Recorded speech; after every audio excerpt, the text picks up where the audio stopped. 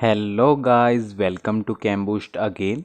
तो आज हम डिस्कस करेंगे एल्केन्स एंड साइक्लो एल्केन्स का लेक्चर नंबर 2, जिसमें हम बेसिकली देखने वाले हैं methods of formation of alkenes. सबसे पहला हम देखेंगे catalytic hydrogenation of unsaturated hydrocarbon. Second देखेंगे रिडक्शन ऑफ एल्काइल हैलाइड्स, उसमें फर्दर डायरेक्ट रिडक्शन और इनडायरेक्ट रिडक्शन होगा, और फिर हम लास्ट में कुछ क्वेश्चंस भी देखेंगे।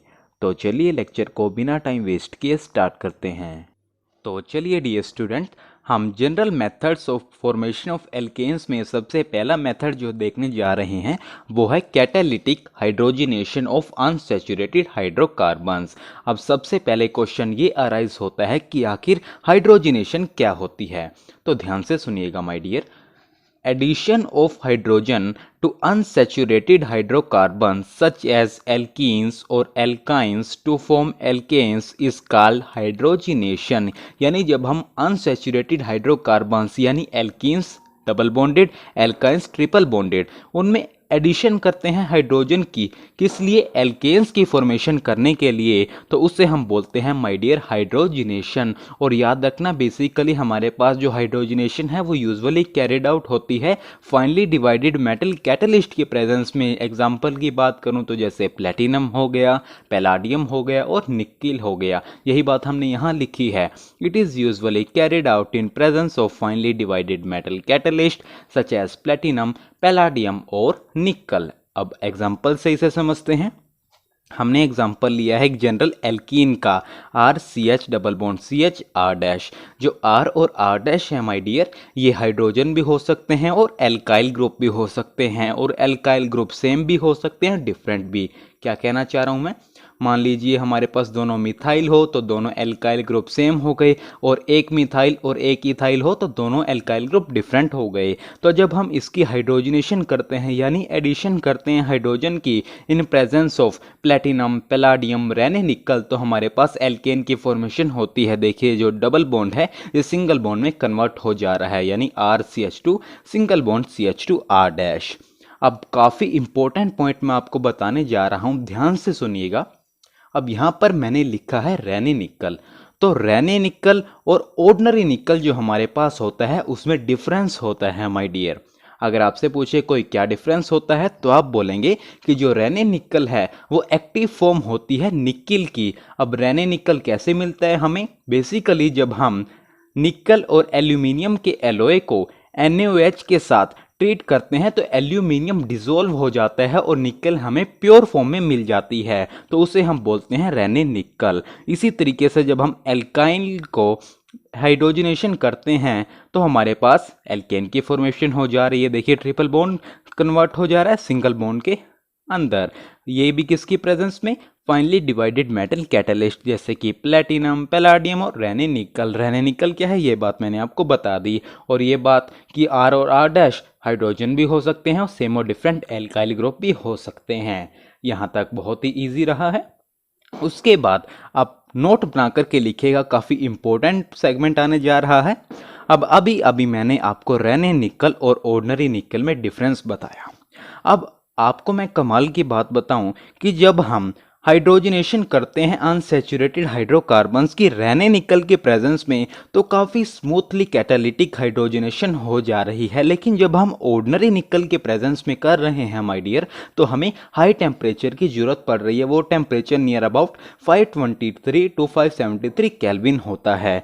तो जब हम अनसैचुरेटेड हाइड्रोकार्बन्स की कैटालिटिक हाइड्रोजनेशन कर रहे हैं ऑर्डिनरी निकल के प्रेजेंस में at a temperature about 523 to 573 kelvin, तो उसे हम बोलते हैं सेबेटियर एंड सेंडरंस रिएक्शन या सेबेटियर एंड सेंडरंस रिडक्शन। यही बात हमने यहाँ लिखी है। The hydrogenation of unsaturated hydrocarbons using ordinary nickel at a temperature of about 523 to 573 kelvin is called Sabatier and Senderens reaction और रिडक्शन। एग्जाम्पल से समझिए। देखिए इथाइलिन का हमने एग्जाम्पल लिया है। देखिए जब हम इसकी कैटालिटिक हाइड्रोजनेशन कर रहे हैं यानी इन प्रेजेंस ऑफ ऑर्डिनरी निकल तो हमें टेम्परेचर यानी 523 to 573 केल्विन देना पड़ रहा है और ये कन्वर्ट हो जा रहा है इथेन में। इसी इसी तरीके से एसिटिलीन में जब हम उसके हाइड्रोजनेशन कर रहे हैं प्रेजेंस ऑफ ऑर्डिनरी निकल तो हमें टेम्परेचर की ज़रूरत पड़ रही है और ये कन्वर्ट हो जा रहा है एल्केन यानी इथेन में। और एक और इम्पोर्टेंट बात मैं बताऊं, इस मेथड से हम मीथेन को प्रिपेयर नहीं कर सकते। काफ़ी किफ़ायती मेथड है लेकिन इसकी लिमिटेशन यहाँ पर आ जा रही है कि मीथेन इस मेथड से प्रिपेयर नहीं किया जा सकता। आया फील थोड़ा? अब एक बार हम पूरी स्टोरी को रिपीट कर लेते हैं। हम देख रहे हैं general methods of formation of alkanes, जिसमें हमने सबसे पहला मेथड देखा catalytic hydrogenation of unsaturated hydrocarbons.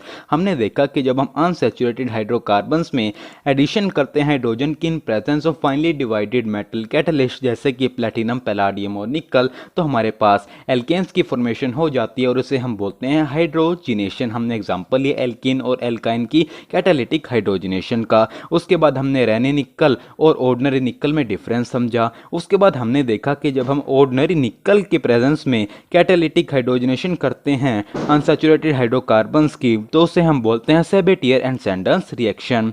उसके बाद हमने आपको एग्जांपल से बताया और इसकी लिमिटेशन भी बताई कि मीथेन इस मेथड से प्रिपेयर नहीं किया जा सकता। तो आप इसे नोट करें, फिर हम चलते हैं नेक्स्ट मेथड की तरफ।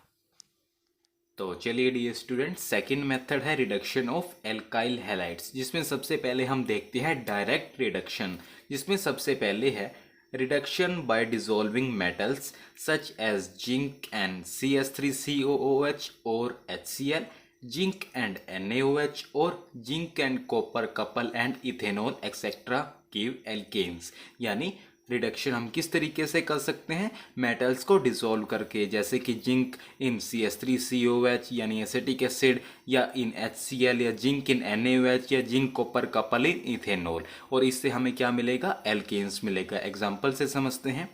एल्काइल हैलाइड लिया हमने कोई, एक्स यहाँ पर क्या है, कोई भी हेलोजन एटम, और उसे ट्रीट किया जिंकिन HCl, तो हमारे पास जो एल्काइल हैलाइड है ये कन्वर्ट हो जाएगा एल्केन में और साथ में आ जाएगा HX। यही बात हमने ऊपर लिखी है। एग्जाम्पल लेते हैं एक पर्टिकुलर। अब एग्जाम्पल ले रहे हैं हम 2-ब्रोमोप्रोपेन का। अब देखिए जब हम इसे जिंक इन HCl में ट्रीट कर रहे हैं तो देखिए ये कन्वर्ट हो जाएगा एल्केन में, यानी यहाँ पर Br हटकर H लग जाएगा और हमारे पास फॉर्मेशन हो जाएगी प्रोपेन की। HX निकला था, यहाँ पर X हेलोजन एटम था जो यहाँ था, अब यहाँ पर हेलोजन एटम है क्या Br, तो हमारे पास निकल जाएगा HBr, as simple as that. उसके बाद इसकी मैकेनिज्म समझने की कोशिश करते हैं। अब ये बेसिकली यहाँ पर होता है, ट्रांसफ़र होता है इलेक्ट्रॉन्स का मेटल से एल्काइल हैलाइड को, और हमारे पास कार्बे एनाइन की फॉर्मेशन होती है जो H+ एब्स्ट्रैक्ट कर लेता है एसिड से या एल्कोहल से। देखिए हमारे पास जो जिंक है यहाँ से 2 इलेक्ट्रॉन को लूज करता है और हमारे पास Zn2 पॉजिटिव की फॉर्मेशन हो जाती है, और यहाँ से एक इलेक्ट्रॉन ऐड होता है Rx में और हमारे पास यहाँ पर R radical plus X negative की फॉर्मेशन होती है। उसके बाद एक और इलेक्ट्रॉन बच गया, वो फिर से R रेडिकल में ऐड हो जाता है। अब एक और इलेक्ट्रॉन ऐड हो रहा है तो इसके ऊपर आ गया नेगेटिव चार्ज। अब उसके बाद जो एक कार्बे एनाइन की हमारे पास फॉर्मेशन हुई है ये H+ को एब्स्ट्रैक्ट कर लेता है और हमारे पास फॉर्मेशन हो जाती है RH यानी एल्केन की। तो मैकेनिज्म से भी हमने आपको समझा दिया, डायरेक्ट समझना है, डायरेक्ट समझ लिया, आपको कॉन्सेप्ट समझ आना चाहिए। तो आप इसे नोट करें, फिर हम डायरेक्ट रिडक्शन में नेक्स्ट पार्ट पर चलते हैं। तो चलिए, डायरेक्ट रिडक्शन में सेकंड पार्ट है reduction by chemical reagents such as lithium aluminium hydride and sodium borohydride. अब बेसिकली इस मेथड में क्या होता है, H नेगेटिव मिला हमें लिथियम एल्यूमिनियम हाइड्राइड से, वो RX के मॉलिक्यूल पर अटैक करता है। अब देखिए पार्शियल नेगेटिव चार्ज आएगा हेलोजन पर क्योंकि इसकी इलेक्ट्रोनेगेटिविटी ज़्यादा है, और एल्काइल पार्ट के ऊपर आ जाएगा डेल्टा पॉजिटिव। तो नेगेटिव ने पॉजिटिव पर अटैक किया और हमारे पास फॉर्मेशन हो गई RH यानी एल्केन की, और X नेगेटिव यहाँ पर निकल गया। एग्जाम्पल लेते हैं अगर, तो हम यहाँ पर एग्जाम्पल लें CS3CH2Cl in presence of lithium aluminium hydride. तो सेम अगर आप यहाँ इसको फॉलो करें तो हमारे पास यहाँ पर बन जाएगा इथेन और निकल जाएगा X नेगेटिव। X क्या है यहाँ पर Cl, तो बन गया Cl नेगेटिव।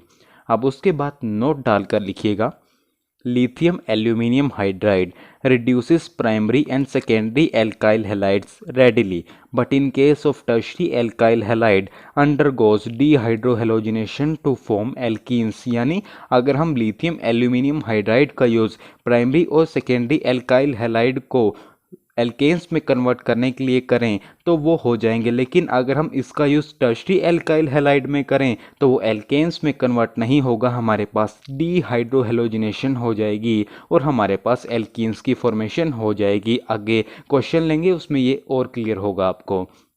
उसके बाद sodium borohydride reduces secondary and tertiary होगा, यहाँ पर प्राइमरी लिखा है मैंने, यहाँ पर आप टर्शरी कर लीजिए।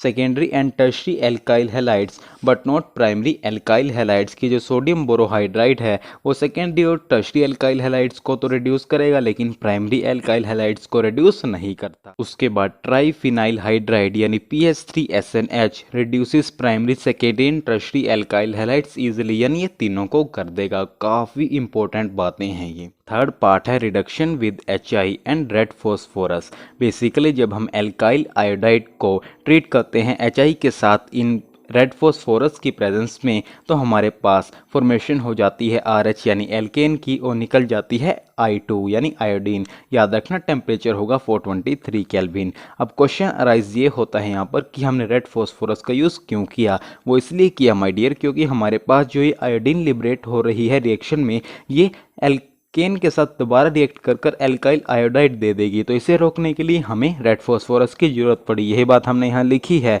Red phosphorus is to remove iodine liberated during reaction. ये फॉस्फोरस के साथ कुछ इस तरीके से रिएक्ट करती है, हमारे पास बन जाता है 2PI3। तो आप इसे नोट करें, फिर हम देखते हैं इनडायरेक्ट रिडक्शन को। और यहाँ पर आप 3 कर लीजिएगा। देखिए बैलेंसिंग में यहाँ पर थोड़ी गड़बड़ है, यहाँ पर आप 3 कर लीजिएगा तो हमारे पास 2PI3 हो जाएगा। तो चलिए रिडक्शन ऑफ एल्काइल हैलाइड्स में बी पार्ट है हमारा इनडायरेक्ट रिडक्शन, जिसमें क्या है आइए देखते हैं। Alkyl halides react with magnesium and dry ether to form alkyl magnesium halides कि जब हम एल्काइल हैलाइड को रिएक्ट करते हैं with magnesium and dry ether तो हमारे पास एल्काइल मैग्नीशियम हैलाइड्स की फॉर्मेशन होती है जिन्हें हम बोलते हैं ग्रिग्नार्ड रीएजेंट। जैसे कि ये रहा हमारे पास ग्रिग्नार्ड रीएजेंट। उसके बाद जो ग्रिग्नार्ड रीएजेंट होता है माय डियर ये काफ़ी रिएक्टिव होता है, इसलिए ये ईजिली डिकम्पोज कर लिया जाता है बाय वाटर या कोई भी पोटेंशियल प्रोटॉन डोनर जैसे कि एल्कोहल्स हो गया, अमीन्स हो गए एंड एक्सेट्रा। तो हमारे पास इसके बाद फॉर्मेशन हो जाती है एल्केन की और साथ में बन जाता है MgOH x basic magnesium halide और ये बन गया एल्केन। एक बेसिक एग्जांपल लें, CH3CH2MgI। ये कैसे प्रिपेयर होगा, जब हम एल्काइल हैलाइड यानी CH3CH2I को ट्रीट करेंगे मैग्नीशियम एंड ड्राई ईथर तो हमारे पास ग्रिग्नार्ड रिएजेंट प्रिपेयर हो जाएगा। उसके बाद जब हम वाटर से ट्रीट करेंगे काफ़ी रिएक्टिव है तो हमारे पास फॉर्मेशन हो जाएगी एल्केन की यानी H और ऐड हो जाएगा, हमारे पास इथेन की फॉर्मेशन हो जाएगी, साथ ही बन जाएगा MgOH एक्स क्या है यहाँ पर I, तो हमारे पास ये बन गया। काफ़ी ईजी था, तो आप इसे नोट करें। फिर जो जो आज हमने डिस्कस किया है उसके बेस पर कुछ क्वेश्चंस लेते हैं और इस टॉपिक को फिनिश करते हैं। तो चलिए डियर स्टूडेंट्स, आपके सामने मैंने कुछ क्वेश्चंस लिखे हैं। मैं आपको रिकमेंड करूंगा कि आप पॉज बटन की हेल्प लें और इन क्वेश्चंस को खुद से ट्राई करेंगे, नहीं होंगे तो हम डिस्कस करेंगे ही। तो चलिए कर लिया ट्राई, तो देखते हैं। सबसे पहला है हमारे पास, जब हम इसे जिंक इन HCl में ट्रीट करें, सबसे पहला मेथड है, यानी कौन सा मेथड है ये बोलिए, डायरेक्ट रिडक्शन वाला। तो हम क्या करेंगे, हमारे पास यहाँ पर फॉर्मेशन हो जाएगी एल्केन की CH3 CH2 CH2 CH3 और साथ में क्या निकल जाता था हमारे पास X क्या है यहाँ पर Br, तो बन गया HBr। होपफुली ये सब का ठीक हुआ होगा आपका। ये पहला है।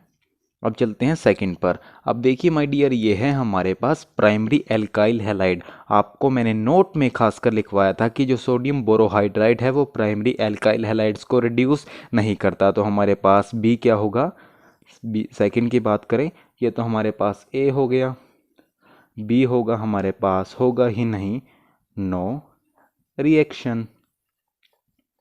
उसके बाद बात करते हैं हम थर्ड की। थर्ड में देखिए हमारे पास ये है, ये हो जाएगा हमारे पास 2 ब्रोमोप्रोपेन। तो लिथियम एल्यूमिनियम हाइड्राइड है तो हमारे पास फॉर्मेशन हो जाएगी एल्केन की CH3 CH3 और एक H यहाँ पर और लग जाएगा, यानी हमारे पास बन जाएगा, अगर सही तरीके से लिखें सीधा CH3 CH2 CH3 यानी प्रोपेन की। तो ये हो गया हमारे पास सी। फोर्थ की बात करें तो कुछ भी नहीं है और हमारे पास एल्केन की फॉर्मेशन हो जाएगी CH3CH CH3 CH3 प्लस में MgOH Cl। होपफुली आप सभी के ये क्वेश्चंस ठीक होंगे, काफ़ी सिंपल सी बात है। उसके बाद अगर मान लीजिए एक और क्वेश्चन ले लेते हैं फिफ्थ।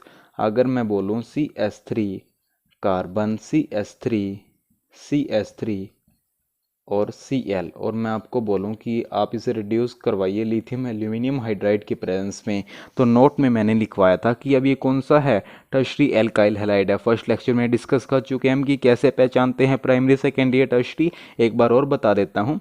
देखिए, जिस कार्बन के साथ हेलोजन है अगर वो एक कार्बन के साथ अटैच है डायरेक्टली तो प्राइमरी। अब यहाँ पर कितने के साथ अटैच है, 1 2 3, तो ये कौन सा हो जाएगा हमारे पास, टर्शरी कार्बन एटम, यानी टर्शरी हमारे पास एल्काइल हैलाइड हो गया। और लिथियम एल्यूमिनियम हाइड्राइड टर्शरी को रिड्यूस नहीं करता, हमारे पास एल्कीन की फॉर्मेशन हो जाती है और हमारे पास यहाँ पर बन जाएगा CH3 carbon double bond CH2 CH3। हमारे पास यहाँ पर एल्कीन की फॉर्मेशन हो जा रही है। Very very important. तो it is all about today. एक बार समराइज करते हैं हमने क्या किया। बेसिकली हम मेथड्स देख रहे हैं फॉर्मेशन ऑफ एल्केन्स के, जिसमें सबसे पहले हमने कैटालिटिक हाइड्रोजनेशन देखी अनसैचुरेटेड हाइड्रोकार्बन्स की। उसके बाद हमने रिडक्शन देखी एल्काइल हैलाइड्स की। उसके बाद उसमें भी हमने डायरेक्ट और इनडायरेक्ट रिडक्शन को देखा। होपफुली लेक्चर्स आपको काफ़ी पसंद आ रहे होंगे। आप अपनी फीडबैक हमें कमेंट सेक्शन में ज़रूर दें। चलिए till next video, keep learning keep growing.